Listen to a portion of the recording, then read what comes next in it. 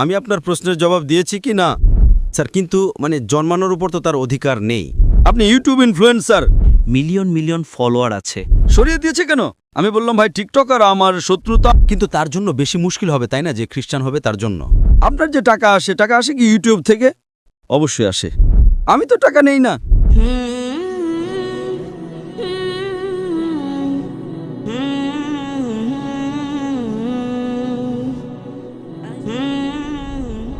আসসালামু আলাইকুম। আমার নাম আব্দুল বাসিত রিন্দ। আমি একজন সোশ্যাল মিডিয়া ইনফ্লুয়েন্সার। আমার বিভিন্ন প্ল্যাটফর্মে মিলিয়ন মিলিয়ন ফলোয়ার আছে।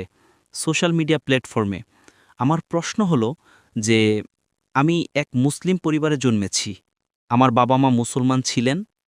আমি এক নিষ্পাপ শিশু। আমি তো কিছুই জানতাম না। আমি যখন জন্মেছি এবং বড় হয়েছি, তখন আমার মন সেই জিনিসটিকে মেনে নেই যা আমার বাবা মা আমাকে শিখিয়েছেন। যেহেতু আমি মুসলিম পরিবারে জন্মেছি, তাই আমি ইসলামকে মন থেকে সত্য মনে করি। এখন যেমন আমাদের লক্ষণ ভাই এসেছিলেন, একজন নিষ্পাপ শিশু। সে কিছুই জানে না যে ধর্ম কি, রিলিজিয়ন কি। আর সে যদি খ্রিস্টান পরিবারে জন্মায় বা হিন্দু পরিবারে জন্মায়, তো সে সেই জিনিসটাকেই ফলো করে, সেই জিনিসটাকেই তার মন মেনে নেয়, যা তার বাবা মা তাকে শিখিয়েছেন এবং তার মনে ঢুকিয়েছেন। তো সে যদি খুব ভালো একজন মানুষ হয়, সে খুব ভালো একজন মানুষ, সে মানুষের সাহায্যও করে, খেয়ালও রাখে, খুব ভালো মানুষ। কিন্তু যদি সে এই অবস্থায় মারা যায়, তাহলে কি সে জাহান্নামে যাবে না জান্নাতে যাবে? যদি জাহান্নামে যায়, তো এটা কি ন্যায় না অন্যায়? ভাই সাহেব, আপনার নাম কি বলেছিলেন?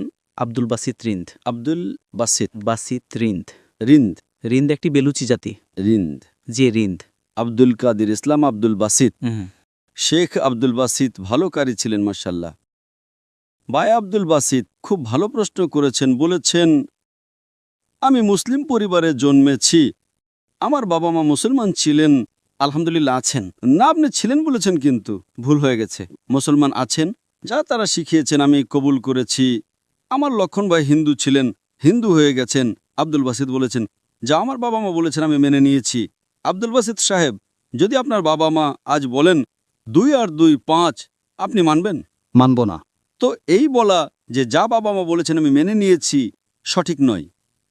যখন আপনি শিশু ছিলেন তখন হয়তো মেনে নিতেন, ঠিক 2 বছর বয়সে মা বললেন 2 আর 2 5, তখন আপনি হ্যাঁ বলবেন, ঠিক কিনা? আজ বললে কি আপনি মানবেন? মানব না। Very good. তো ইসলামের এই কথা আল্লাহ রাসূল সাল্লাল্লাহু আলাইহি ওয়াসাল্লাম বলেন যে যতক্ষণ শিশু প্রাপ্তবয়স্ক না হয় ততক্ষণ তাদের